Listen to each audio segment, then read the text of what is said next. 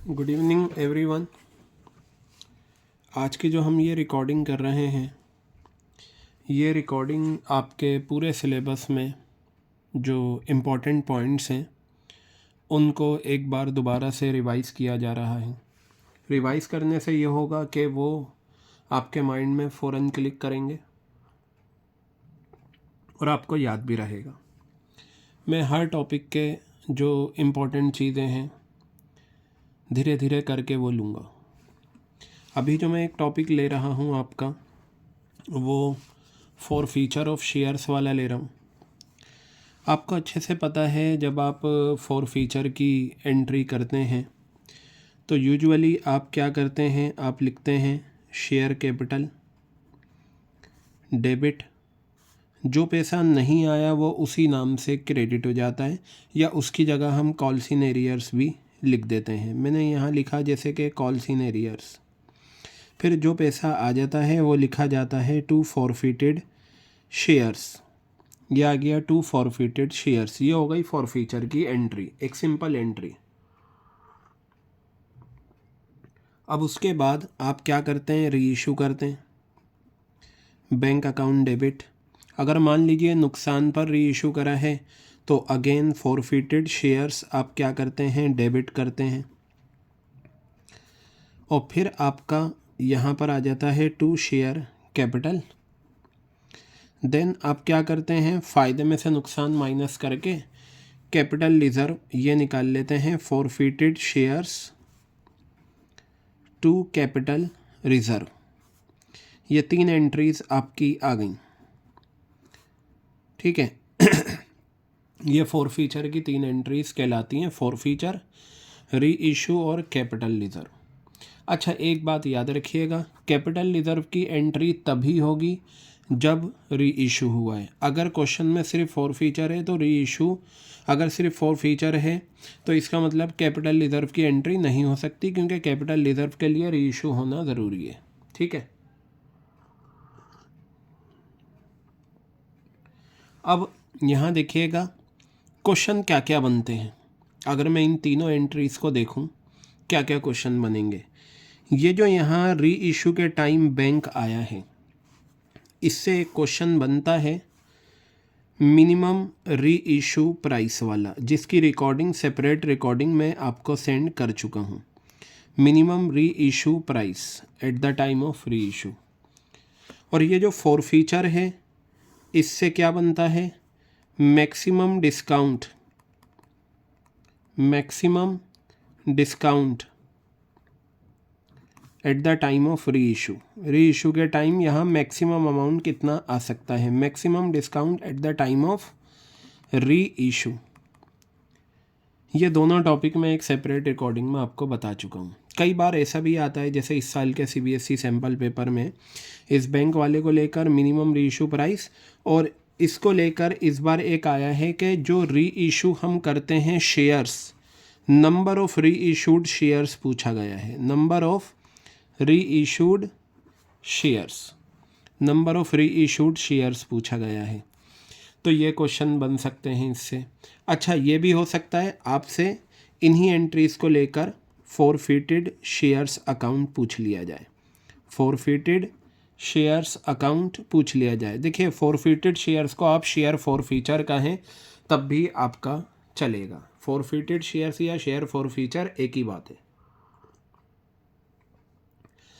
अब आप यहाँ देखिए, इन तीन एंट्रीज से आपके usually minimum reissue price, maximum discount, number of reissue shares, या पर शेयर का री इशू प्राइस कुछ भी पूछा जा सकता है।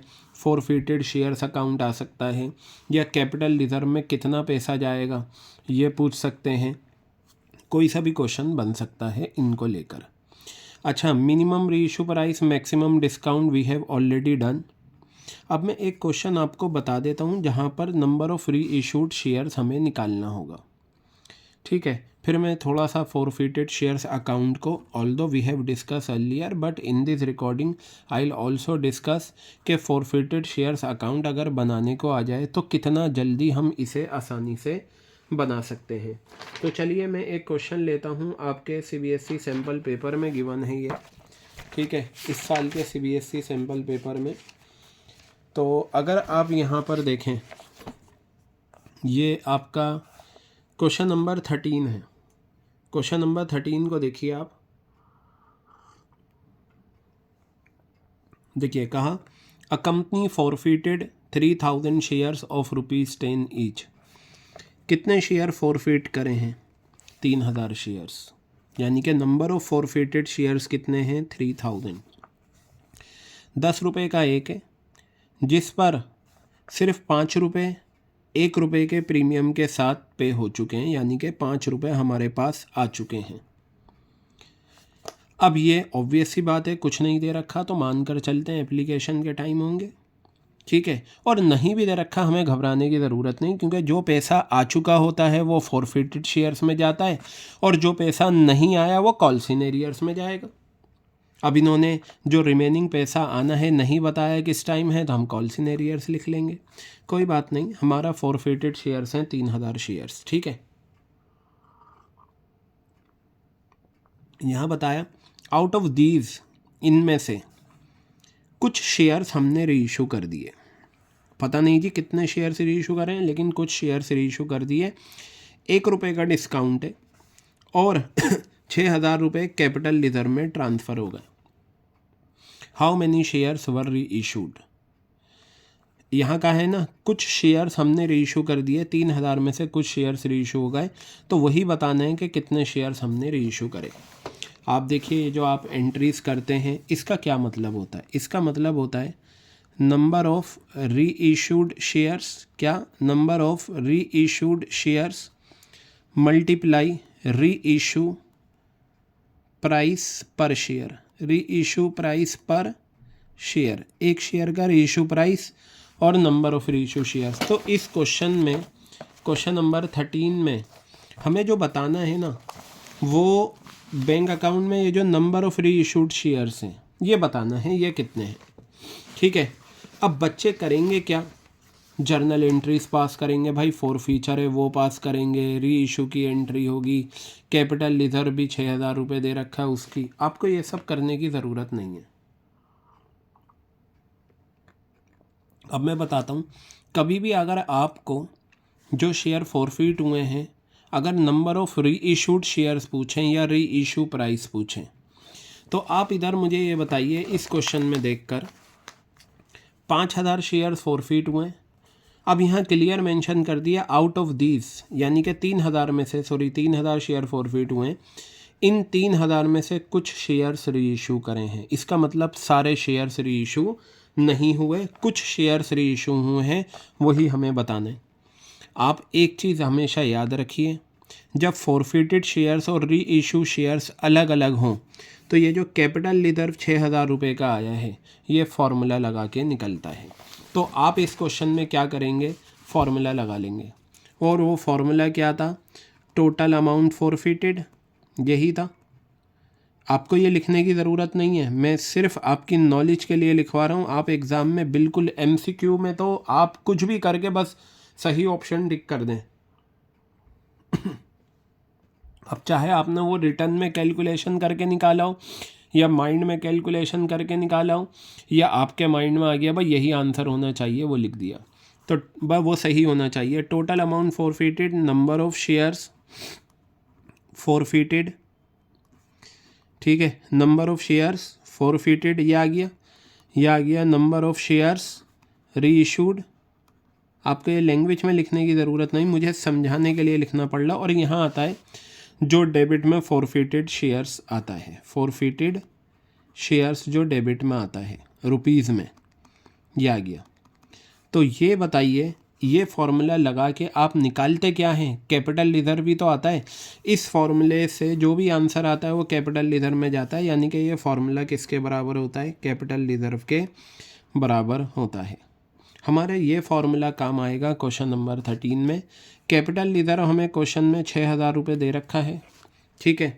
अब यहाँ पर देखिए क्या कहा? Total amount forfeited.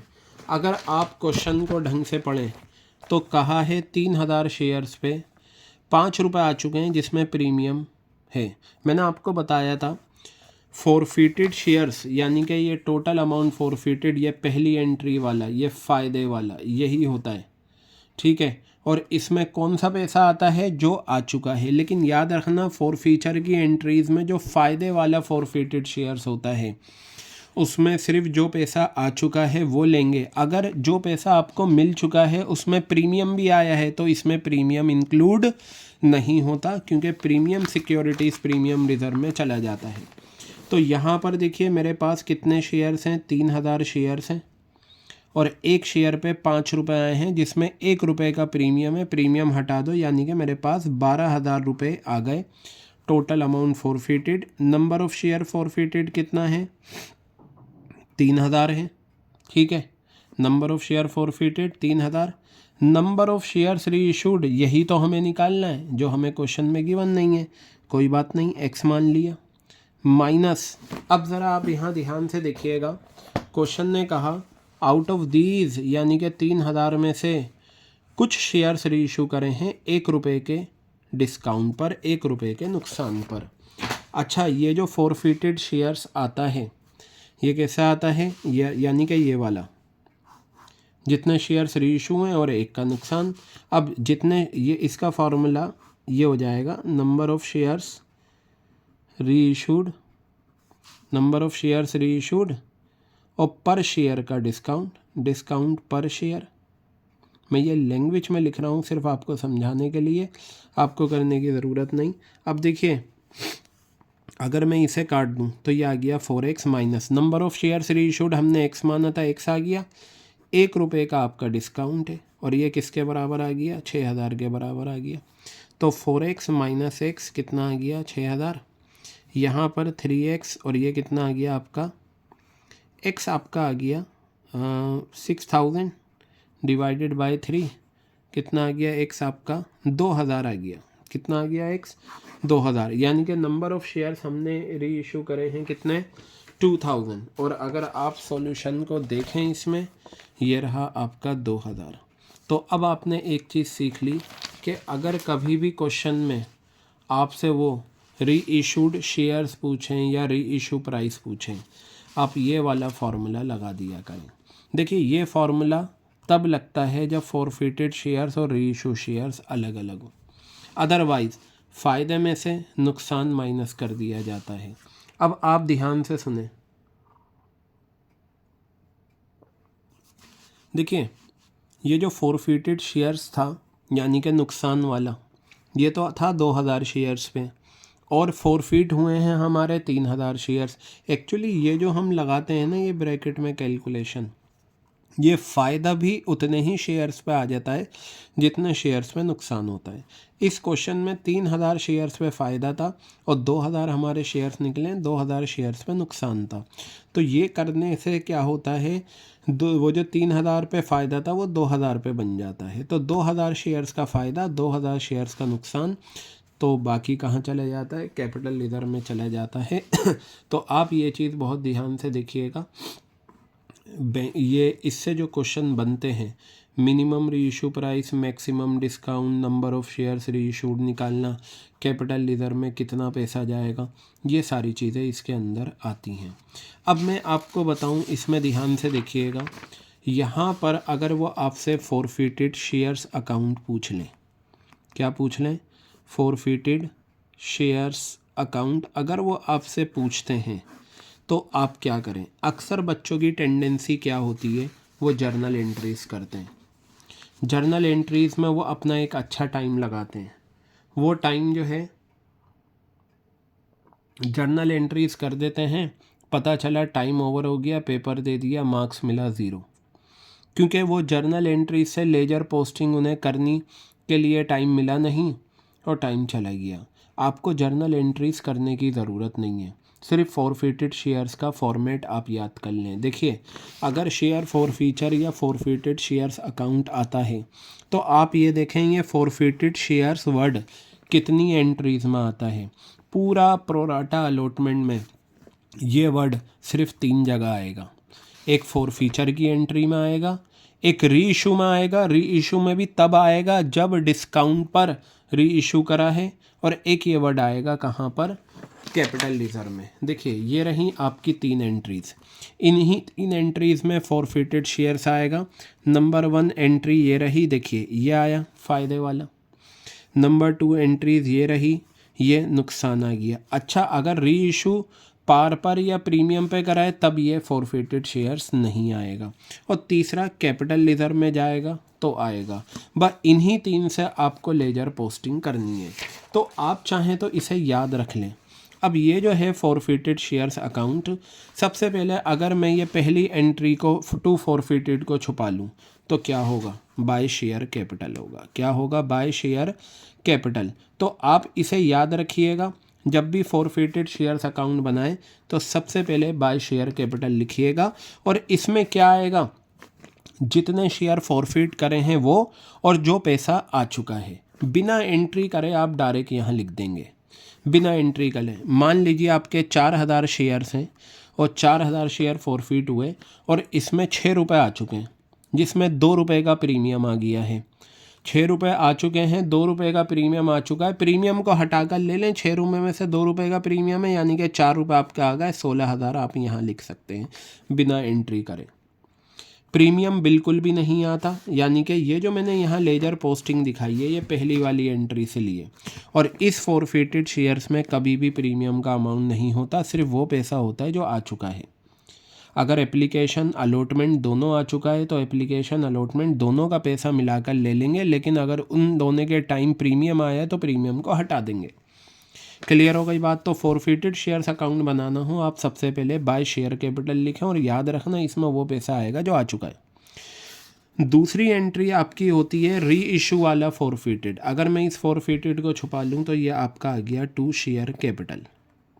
तो आपको एक चीज़ सीखने को मिली, वो क्या मिली कि शेयर फॉर फीचर अकाउंट का जो फॉर्मेट है, इधर भी बाय शेयर कैपिटल आएगा, इधर भी टू शेयर कैपिटल आएगा। ये जो शेयर कैपिटल होगा ये री इशू के टाइम जो डिस्काउंट है वो आ जाएगा। अब तीसरा आ गया, देखिए forfeited shares to capital reserve. तीसरी एंट्री आ गई यहाँ पर टू कैपिटल रिजर्व। ये आप कैलकुलेट करके भी निकाल सकते हैं। अब मेरी बात एक अच्छे से ध्यान से सुनिएगा और ये याद रखिएगा, जितने शेयर फॉरफिट हुए अगर उतने ही री इशू हो गए। 4000 शेयर फॉरफिट करे थे, 4000 ही री इशू हो गए, तो फिर फॉरफिटेड शेयर्स अकाउंट का फॉर्मेट यही है। इसमें कोई भी बैलेंस सीडी नहीं आता। क्लियर है बात, कोई भी बैलेंस सीडी नहीं आएगा। अगर जितने फॉरफिट हुए हैं उतने ही रीइशू हो गए। 4000 फॉरफिट करे, 4000 रीइशू करे तो टू कैपिटल रिजर्व करके ये साइड और ये साइड अपने आप बराबर आ जाएंगी। लेकिन 4000 शेयर फॉरफिट करे, री इशू करें हैं आपने कितना, 3000। 4000 फॉरफिट करें, री इशू करें 3000, डेफिनेटली यहाँ पर आपका बैलेंस सीडी निकल कर आएगा।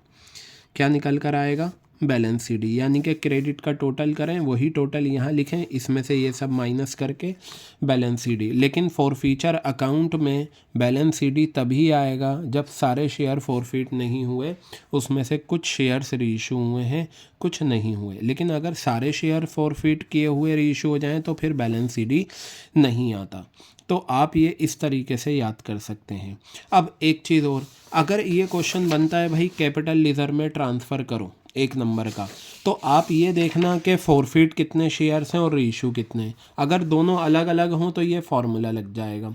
तो देखिए इन्हीं 3 एंट्रीज से आपके कितने तरह के क्वेश्चन बने, minimum, maximum, number of reissue discount, forfeited shares account, capital reserve में ट्रांसफ़र करना, 5-6 तरह के क्वेश्चन आपके इस टॉपिक से बन जाएंगे।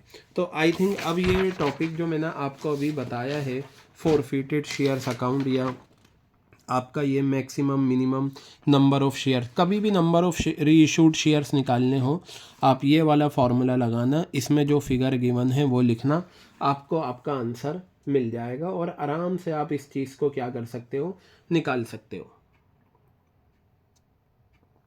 आई थिंक ये पॉइंट आपका बहुत अच्छे से क्लियर हो गया है। ठीक है, चलिए अब हम आगे बढ़ते हैं और देखते हैं।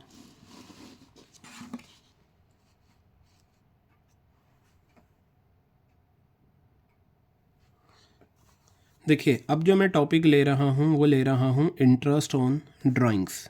इसमें जो बात मुझे बतानी है वो देखना है, पूरा टॉपिक नहीं बताना, जो बात बतानी है। देखिए, ड्राइंग्स जो होती हैं ना, वो पैसा है जो मालिक अपने पर्सनल यूज़ के लिए निकालता है। अब सवाल ये है ड्राइंग्स कहाँ से की जाती हैं। एक तो ड्राइंग्स होती है प्रॉफिट में से, यानी कि जो पैसा आया उसमें से कर लिया। एक ड्राइंग्स होती है कैपिटल में से, ठीक है। एक होती है ड्राइंग्स अगेंस्ट प्रॉफिट, एक होती है ड्राइंग्स अगेंस्ट प्रॉफिट, और एक होती है ड्राइंग्स अगेंस्ट कैपिटल। आप वो जो इंटरेस्ट ऑन ड्राइंग्स के फॉर्मूले करते हो ना, हर महीने का पहला दिन, हर महीने का आखिरी दिन, हर महीने का मिडिल, क्वार्टर का बिगनिंग, क्वार्टर का एंड, क्वार्टर का मिडिल, ये सारे प्रोडक्ट मेथड, सिंपल मेथड ये सब करते हो, वो ड्राइंग्स अगेंस्ट प्रॉफिट होता है। अगर कुछ भी मेंशन नहीं कर रखा क्वेश्चन ने तो वो ड्राइंग्स अगेंस्ट प्रॉफिट होगा, ठीक है। अब ध्यान से सुनिएगा, अगर क्वेश्चन में आपको दे रखा है ड्राइंग्स अगेंस्ट कैपिटल, क्या दे रखा है, ड्राइंग्स अगेंस्ट कैपिटल आपको दे रखा है क्वेश्चन में, इसका मतलब होता है आपने जो ड्राइंग्स करी है वो कैपिटल में से करी है। फॉर एग्ज़ाम्पल, अगर आपने 5 लाख रुपए एक कारोबार में लगाए, वो आपकी कैपिटल है। क्या है वो आपकी कैपिटल है।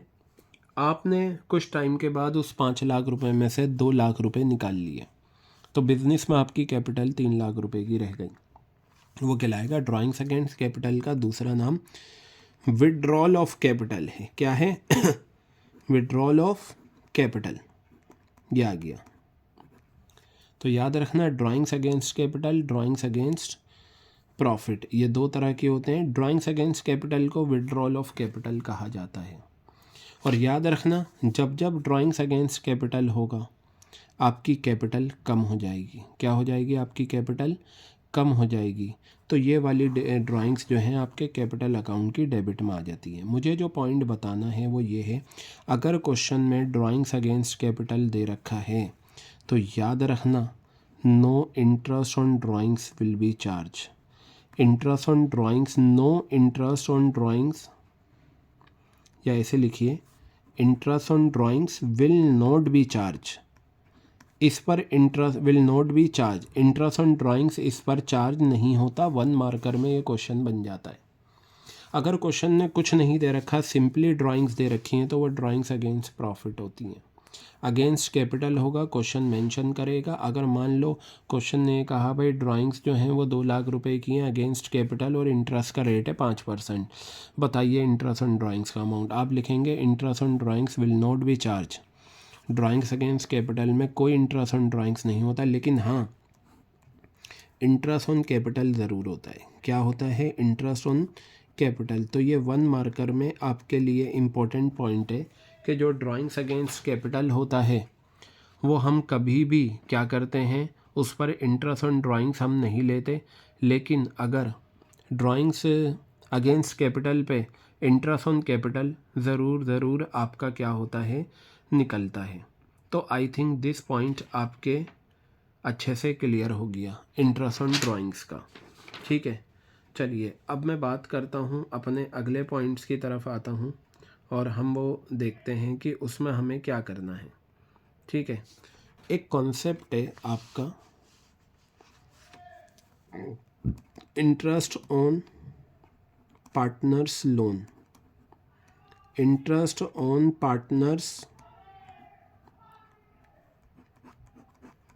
पार्टनर्स के लोन पर इंटरेस्ट।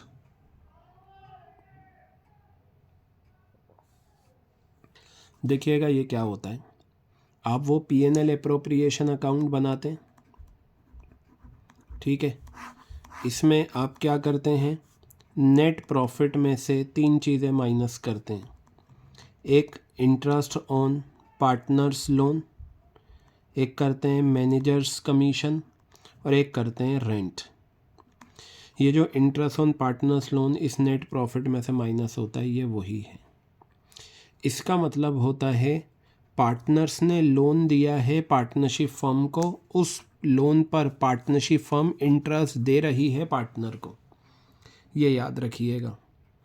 जो पार्टनर्स लोन देते हैं पार्टनरशिप फर्म को, उस पर जो इंटरेस्ट दिया जाता है वो इंटरेस्ट ऑन पार्टनर्स लोन कहलाता है। ऐसा भी हो सकता है पार्टनरशिप फर्म ने पार्टनर से लोन लिया है और पार्टनर्स को लोन दिया है।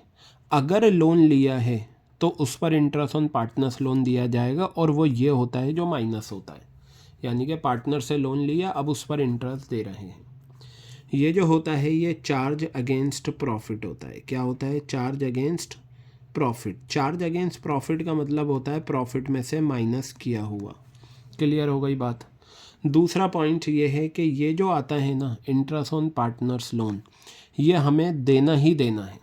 क्या है? ये हमें देना ही देना है, चाहे कुछ भी हो। अगर प्रॉफिट हुआ है तो प्रॉफिट में, क्योंकि चार्ज अगेंस्ट प्रॉफिट है, प्रॉफिट में से माइनस करके दिया जाएगा, यानी कि ये खर्चा जो पार्टनरशिप फर्म का है, पार्टनर्स के लोन पर इंटरेस्ट दिया जा रहा है, ये प्रॉफिट में से दिया जाएगा अगर प्रॉफिट हुआ है।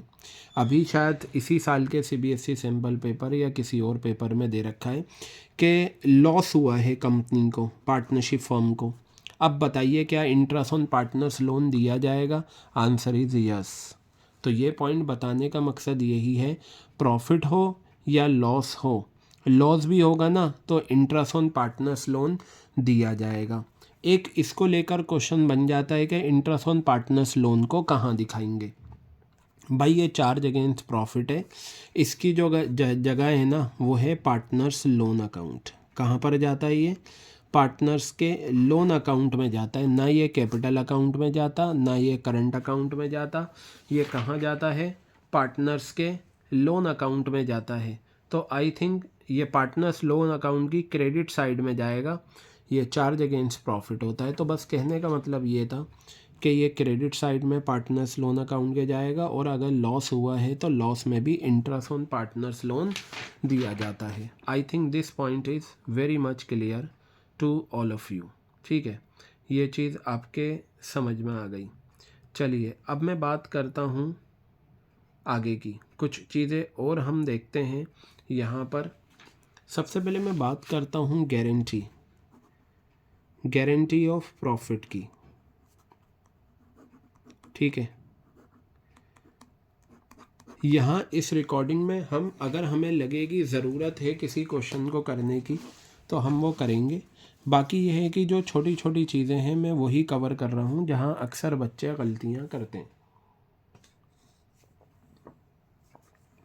गारंटी ऑफ प्रॉफिट में देखिए, अगर 3 पार्टनर हैं ABC, 3-2-1 का रेशो है। इसमें क्या होता है, किसी एक पार्टनर को गारंटी दी जाती है। ऐसा भी हो सकता है 2 पार्टनर को दी जाए, ऐसा भी हो सकता है किसी एक पार्टनर को दी जाती है। ठीक है, जिस पार्टनर को दी जाती है वो गारंटेड पार्टनर कहलाता है, और जो देते हैं वो गारंटिंग पार्टनर्स कहलाते हैं। क्लियर हो गई बात? सवाल ये है कि जैसे मान लीजिए C को गारंटी दी गई कि भाई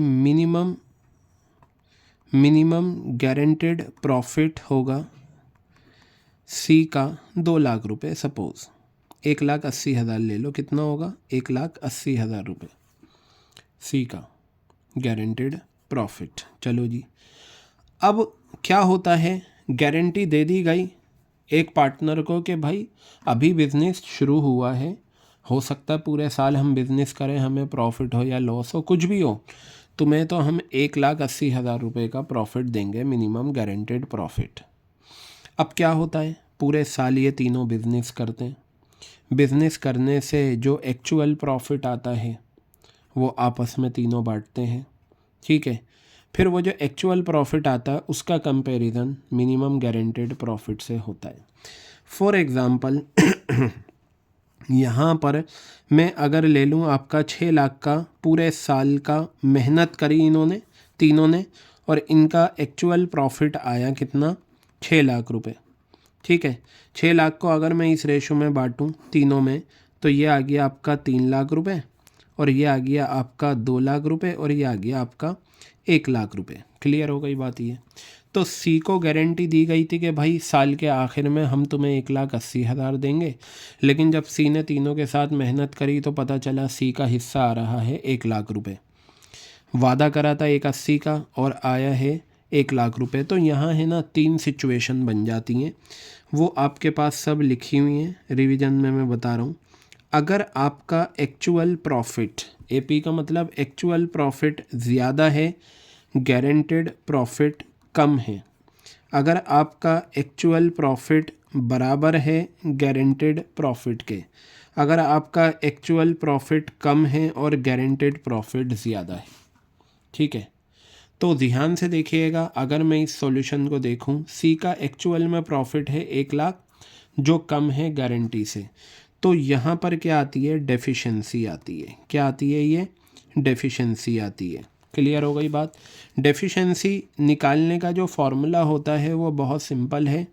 क्या फॉर्मूला है, गारंटेड प्रॉफिट, क्या है formula, guaranteed profit minus actual profit. ये फॉर्मूला आप लगा लेना, आपका आराम से क्या होगा, आंसर आ जाएगा।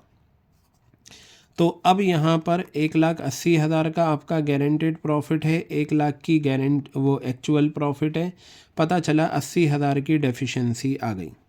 ये जो 80,000 रुपये की डेफिशिएंसी आई है, अब सवाल ये है ये डेफिशिएंसी कौन बियर करेगा।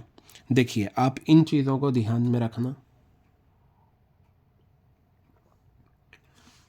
ये डेफिशिएंसी के बारे में कौन बियर करेगा ये क्वेश्चन बताएगा। अगर क्वेश्चन ने कहा भाई ये डेफिशिएंसी सिर्फ ए बियर करेगा, तो ए के एक्चुअल प्रॉफिट में से 80,000 को माइनस कर देंगे और सी में ऐड कर देंगे। क्लियर हो गई बात। क्वेश्चन ने कहा ये 80,000 की डेफिशिएंसी सिर्फ बी बियर करेगा, ओनली बी, तो बी के ये 2,00,000 में से एक्चुअल प्रॉफिट में से 80,000 माइनस करके सी में 80,000 ऐड कर देंगे। अगर क्वेश्चन ने कहा कि भाई ये डेफिशिएंसी रिमेनिंग पार्टनर्स करेंगे एग्रीड रेशो, यानी कि रेशो गिवन होगी, क्वेश्चन कहेगा भाई जो भी डेफिशिएंसी आएगी ए और बी आर करेंगे 1:1 में, तो हम 1:1 में बियर कर लेंगे, यानी कि 40,000 रुपये, 40,000 ए के एक्चुअल प्रॉफिट में से माइनस हो जाएगा, 40,000 बी के एक्चुअल प्रॉफिट में से माइनस हो जाएगा, और फिर मिलाकर 80,000 इसे दे देंगे। अगर मान लो क्वेश्चन ने डेफिशिएंसी आई, क्वेश्चन ने कुछ नहीं बताया, क्वेश्चन साइलेंट है डेफिशिएंसी के बारे में, तो याद रखना जो बचे हुए पार्टनर्स होते हैं वो बियर करते हैं अपनी बची हुई रेशो में। अगर क्वेश्चन कर दे भाई ए बी एग्रीड रेशो, का मतलब होता है कि जिस रेशो में वो डेफिशिएंसी बियर करेंगे वो क्वेश्चन ने मेंशन कर दी। अगर डेफिशिएंसी के बारे में क्वेश्चन ने नहीं बताया तो फिर बचे हुए पार्टनर्स करते हैं अपनी प्रॉफिट शेयरिंग रेशो में डेफिशिएंसी को बियर। क्लियर हो गई बात। या तो क्वेश्चन बताएगा, क्वेश्चन ने नहीं बताया तो बचे हुए पार्टनर्स अपनी प्रॉफिट शेयरिंग रेशो में करेंगे। तो जब एक्चुअल प्रॉफिट कम होता है ग्रॉस प्रॉफिट से, गारंटेड प्रॉफिट से, तभी डेफिशिएंसी आती है। अगर मान लो एक्चुअल प्रॉफिट ज़्यादा है, गारंटेड कम है, फॉर एग्जांपल अगर इस क्वेश्चन में सी का हिस्सा आता 2,00,000, यानी कि पूरे साल सी ने मेहनत करी और 2,00,000 रुपए का एक्चुअल प्रॉफिट कमाया और ग्रॉस प्रॉफिट जो है वो कम है, तो याद रखना फिर हम उसे गारंटेड नहीं, देन एक्चुअल प्रॉफिट हम उसे पे करते हैं। क्या पे करते हैं, एक्चुअल प्रॉफिट पे किया जाएगा, और अगर दोनों बराबर आ जाएं तब भी एक्चुअल प्रॉफिट ही दिया जाता है। तो पता चला डेफिशिएंसी सिर्फ और सिर्फ तब आती है जब एक्चुअल प्रॉफिट कम हो और गारंटेड प्रॉफिट ज़्यादा हो। तो कभी भी अगर गारंटी का क्वेश्चन आ जाए, आपको एक्चुअल प्रॉफिट को गारंटेड प्रॉफिट से क्या करना है, कंपेयर करना है। अब जब ये डेफिशिएंसी आ जाएगी ना, ये आ गई डेफिशिएंसी, इस डेफिशिएंसी को बी आर ए बी करेंगे, तो याद रखना इस पे एक जर्नल एंट्री पूछ ली जाती है कि डेफिशिएंसी की जर्नल एंट्री बताओ। भाई सीधी सी बात है, जो डेफिशिएंसी बी आर करेगा उसे डेबिट कर देना, क्योंकि उससे लेकर किसे दे देंगे, सी को। अगर ए बी ने डेफिशिएंसी बी आर करी है तो एंट्री हो जाएगी एस कैपिटल डेबिट, बीस कैपिटल डेबिट, और जिसे मिलना है 2 सीस कैपिटल। सिर्फ डेफिशिएंसी का अमाउंट 40,000 और ये 80,000 रुपये ये आपका आ गया। अगर डेफिशिएंसी बियर हुई है ए बी ने 1:1 में, तो ये जर्नल एंट्री पास कर देना। अब एक जो इम्पोर्टेंट क्वेश्चन इसमें बन जाता है वो क्या है, वो आ जाता है डेफिशिएंसी आपकी जब आपको क्वेश्चन में प्रॉफिट ना देकर लॉस गिवन हो। क्या कहा मैंने, जब आपको क्वेश्चन में प्रॉफिट गिवन नहीं है, लॉस गिवन है और वहाँ गारंटी की बात की गई है। ठीक है, तो वहाँ हम क्या करेंगे और उस क्वेश्चन को कैसे हैंडल किया जाएगा, तो चलिए मैं वही चीज़ आपको बता देता हूँ उसमें हम किस तरीके से करेंगे। देखिए ये एक क्वेश्चन आपके सामने है, इसे देखें, बहुत सिंपल है ये भी।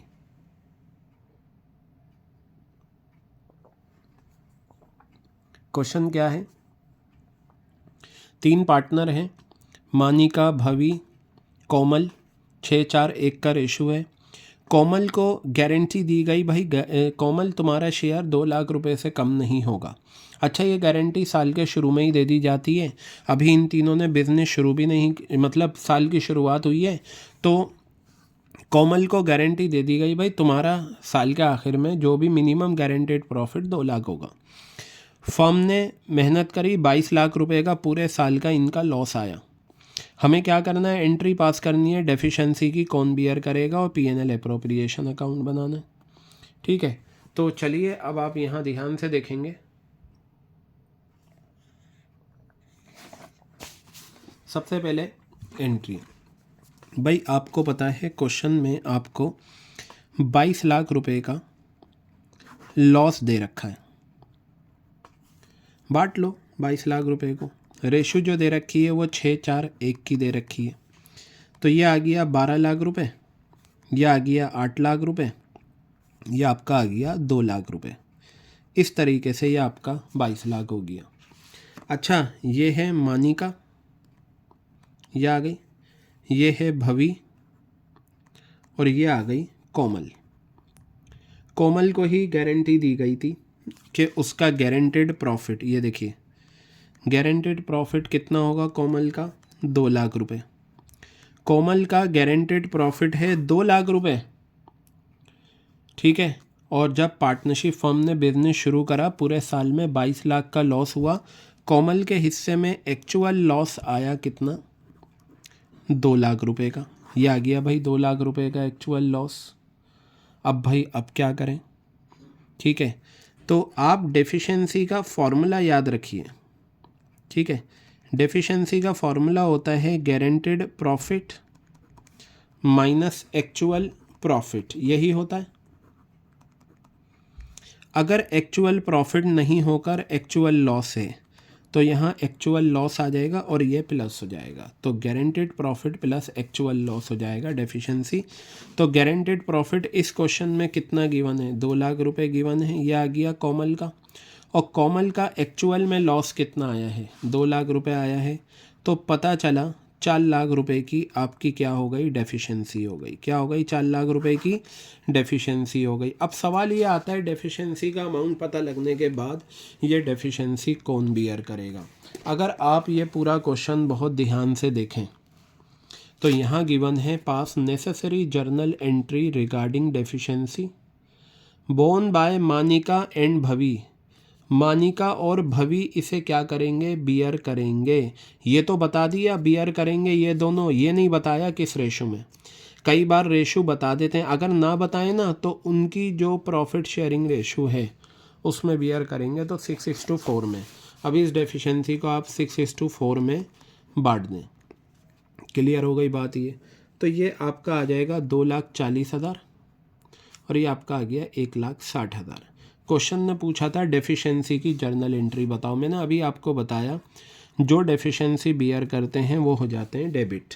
तो इसमें मानिका ये आ गई और ये आ गई भवी और ये कोमल। तो जो डेफिशिएंसी बियर करेगा 2,40,000 और ये 1,60,000 और ये आपका 4 लाख, ये आपकी आ गई डेफिशिएंसी की जर्नल एंट्री। क्लियर हो गई बात ये। तो कभी भी अगर लॉस गिवन हो क्वेश्चन में और गारंटी दी गई है तो डेफिशिएंसी का फॉर्मूला बन जाता है guaranteed profit plus actual profit. ये तो जर्नल एंट्री हो गई। अब इन्होंने पूछा भाई पीएनएल एप्रोप्रिएशन अकाउंट बनाओ। यूजुअली आपने देखा होगा ज़्यादातर क्वेश्चन जो पीएनएल एप्रोप्रिएशन के आते हैं वो नेट प्रॉफिट गिवन होता है जो यहाँ आता है, लेकिन इस क्वेश्चन में क्योंकि लॉस था तो मैंने नेट लॉस यहाँ पर लिखा 22 लाख का और यहाँ पर बस ये 22 लाख को मैंने बांट दिया। 22 लाख को बांट कर जो मेरा आंसर आया 12 लाख, 8 लाख और 2 लाख रुपए 641 में, ये P&L अप्रोप्रिएशन अकाउंट आपका बन गया। क्लियर हो गई बात। अच्छा, P&L अप्रोप्रिएशन में यहाँ लॉस जो बटता है सिर्फ इसी सिचुएशन में बटा है क्योंकि यहाँ पर फर्म को लॉस हुआ है। अगर मान लो क्वेश्चन में नेट प्रॉफिट दे रखा है आपको और डेबिट साइड बड़ी आ रही है, तो मैंने आपको बताया था ना रेशियो निकाल लेते हैं और फिर उसके बाद हम वो करते हैं। तो ये कभी भी अगर लॉस फर्म का गिवन हो और डेफिशिएंसी लॉस आपको गिवन है और गारंटेड प्रॉफिट गिवन है, तो आप इस तरीके से ये सॉल्यूशन कर लेना। तो पता चला अगर लॉस होता है तब भी गारंटी दी जा सकती है। तो I think this point is very much clear to all of you. अच्छा, अब सुने, कई बार क्या होता है आपको क्वेश्चन में ये P&L अप्रोप्रिएशन अकाउंट गिवन है, ठीक है, ये आ गया। यहाँ गिवन है नेट प्रॉफिट, मान लो 2 लाख रुपए का नेट प्रॉफिट है और यहाँ IOC interest on capital A का बी का, ए का आ रहा है 1,50,000 रुपये और बी का मान लीजिए इंटरेस्ट ऑन कैपिटल है फॉर एग्ज़ाम्पल आपका क्या फिगर लें, यहाँ 90,000 ले लेते हैं। अब ये डेबिट साइड बड़ी आ रही है, क्रेडिट छोटी आ रही है। आप यहाँ नेट लॉस मत निकाल देना। यहाँ अगर नेट प्रॉफिट दे रखा है और ये साइड बड़ी आ रही है तो हम क्या करेंगे, इन दोनों का रेशियो निकाल लेंगे। इन दोनों का रेशियो जो मैं निकालूंगा तो ये मेरा आ जाएगा 5:3 आ जाएगा, ठीक है। अब 5:3 में मैं इस 2 लाख रुपए को बांटूंगा। ये स्टेप याद रखना, अगर डेबिट साइड बड़ी आ रही है क्रेडिट छोटी आ रही है तो आप डेबिट में जो फिगर्स दे रखी हैं उनका रेशियो निकाल लें। और कभी भी अगर इस तरीके का क्वेश्चन आएगा तो यहाँ हार्डली 2 इन्फॉर्मेशन आपको गिवन होंगी ताकि रेशियो निकालना आसान हो। तो यहाँ पर आपका आ गया 5:3 रेशियो आ गया। 2 लाख रुपए को इसमें बांट लो। 2 लाख रुपए को अगर आप इसमें बांटते हैं तो ये आपका आंसर आ जाएगा 50,000 और ये आ गया 25,000। तो ये आपका 1,25,000 आ गया, आपका 1,25,000 आ गया और ये 75 आ गया। अब इसमें क्या होगा, पार्टनरशिप फर्म ये कहेगी ए और बी से कि ए और बी देखो सुनो, हमारे पास प्रॉफिट है सिर्फ 2 लाख रुपए का, हम इस 2 लाख रुपए में से ही तुम दोनों को इंटरेस्ट ऑन कैपिटल दे सकते हैं। ए सुनो, तुम्हारा जब हमने इंटरेस्ट ऑन कैपिटल निकाला तो 1.5 लाख आया। बी सुनो, तुम्हारा इंटरेस्ट ऑन कैपिटल निकाला तो 90,000 आया। टोटल मिला के तुम्हारा बनता है IOC इंटरेस्ट ऑन कैपिटल का 2,40,000, जबकि हमारे पास है सिर्फ 2 लाख रुपए। और तुम्हें भी पता है 2 लाख से हम ज़्यादा दे ही नहीं सकते क्योंकि ये इंटरेस्ट ऑन कैपिटल क्या होता है, अप्रोप्रिएशन ऑफ प्रॉफिट होता है, प्रॉफिट का बंटवारा प्रॉफिट में से दिया जाता है। तो ए से कहा देखो ए सुनो, तुम्हारा 1.5 लाख है ना, हम तुम्हें 1.5 लाख नहीं देंगे, हम तुम्हें कितना देंगे, 1,25,000 रुपये। बी से कहा भी हम तुम्हें 90 नहीं देंगे, हम कितना देंगे, 75,000। तो ये देखो 1,25,000 75 2 लाख आ गया और यही 2 लाख रुपए आपका यहाँ पर आ गया। तो इसमें है ना दोनों साइड बराबर आ जाती हैं। इस तरीके से हम यहाँ पर क्या करते हैं, ये अमाउंट दे देते हैं। तो कभी भी अगर डेबिट साइड बड़ी आती है तो हम क्या करते हैं, उसका रेशो निकाल के फिर इस प्रॉफिट को उस रेशो में बांट के यहाँ वो फिगर लिख देते हैं। तो ये था आपका P&L अप्रोप्रिएशन अकाउंट का पॉइंट जो आपको बताया। तो इसमें अगर लॉस भी हो रहा है तब भी आप गारंटी दी जा सकती है, तरीका आपको मैंने ये बता दिया। तो ये एक हमारा गारंटी ऑफ प्रॉफिट्स का एक इम्पॉर्टेंट पॉइंट था। अब एक चीज़ और देखिए, एक क्वेश्चन जो आ रहा है इसमें थ्योरी का, वो आप इसे याद कर लीजिएगा कि गारंटी ऑफ प्रॉफिट में सीक्वेंस क्या रहती है। ठीक है, ये रहा सीक्वेंस ऑफ गारंटी। गारंटी की सीक्वेंस क्या होती है, सबसे पहले क्या होता है, नेट प्रॉफिट को P&L अप्रोप्रिएशन अकाउंट में ट्रांसफ़र किया जाता है। गारंटी देता है पार्टनर किसे, फर्म को। गारंटी देता है फर्म किसे, पार्टनर को। गारंटी देता है पार्टनर किसे, पार्टनर को। तो यहाँ पर पार्टनर ने फर्म को गारंटी दी, फर्म ने पार्टनर को दी, पार्टनर ने पार्टनर को दी। ये एक थ्योरी का क्वेश्चन है, ये आप लर्न कर लेना, किसका, गारंटी ऑफ प्रॉफिट्स का। ये आपको पता होना चाहिए कि ये इस तरीके से किया जाएगा। चलिए अब हम आगे बढ़ते हैं और आगे हम देखते हैं, ध्यान से देखिएगा कुछ और बातें और चीज़ों की, ताकि वो भी हम कवर कर सकें। Just wait. अच्छा, एक चीज़ और आप ध्यान से सुनिएगा जो मैं आपको बता रहा हूँ, ये वाला पॉइंट देखिएगा रिवीजन के लिए। जब भी आप पार्टनरशिप का क्वेश्चन करें, स्पेशली फंडामेंटल्स का, तो वहाँ आप क्वेश्चन की पहली लाइन को बहुत ढंग से पढ़िएगा। वहाँ क्या है, कई बार क्वेश्चन में क्या होता है, बिजनेस स्टार्ट होता है 1 अप्रैल को नहीं, 1 अक्टूबर को, 1 दिसंबर को, और उस क्वेश्चन में इंटरेस्ट ऑन कैपिटल भी होता है, इंटरेस्ट ऑन ड्राइंग्स भी होता है। हम डायरेक्ट निकाल के आ जाते हैं। बेटा वहाँ पर मंथ्स कंसिडर किए जाएंगे।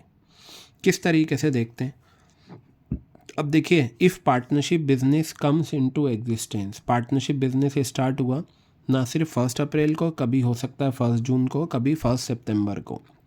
अगर आपको इस तरीके का सेंटेंस दे रखा है, भाई ए बी 2 पार्टनर हैं, प्रॉफिट लॉस को 3:2 में करते हैं, तो हम ये मान कर चले आ रहे हैं कि ये पहले से पार्टनरशिप फर्म चल रही है और ये साल के शुरू में भी दोनों पार्टनर हैं। इस सिचुएशन में जो कैपिटल क्वेश्चन में गिवन होगा वो ओपनिंग कैपिटल होगा, साल के पहले दिन होगा। लेकिन अगर ये बताएं बिजनेस स्टार्ट करा है तीनों पार्टनर ने 1 जुलाई को, तो ये बहुत इम्पोर्टेंट आ जाता है 1 जुलाई, 1 अप्रैल नहीं, 1 जुलाई। पता है यहाँ से क्या होगा, 1 जुलाई से आने वाले 31 मार्च तक आप देखिए कितना महीना होगा, 9 मंथ्स होंगे। ये 9 महीने इंटरेस्ट ऑन ड्राइंग्स में भी कंसिडर होंगे, इंटरेस्ट ऑन कैपिटल में भी कंसिडर होंगे, सैलरीज भी 9 मंथ्स की दी जाएगी, कमीशन भी 9 मंथ्स की दी जाएगी। तो अगर कई बार ऐसा क्वेश्चन एग्ज़ाम में आ चुके हैं कि वो क्या करते हैं, कोई डेट दे देते हैं 1 अप्रैल को छोड़कर। अक्सर बच्चे ये सब निकाल के आ जाते हैं, लेकिन इसमें मंथ्स कंसिडर नहीं करते। आपको क्या करना है, यहाँ पर मंथ्स भी कंसिडर करना है। तो ये ध्यान से देखकर चलिएगा। अगर डेट मेंशन नहीं है तो फिर आप क्या करना, फिर आप उसे ये कर लेना कि आपका ये कवर हो जाएगा। डेट कंसिडर करनी है अगर 1 जुलाई है, यहाँ पर ये चीज़ें हैं, ठीक है। चलिए अब नेक्स्ट रिकॉर्डिंग में मैं आपका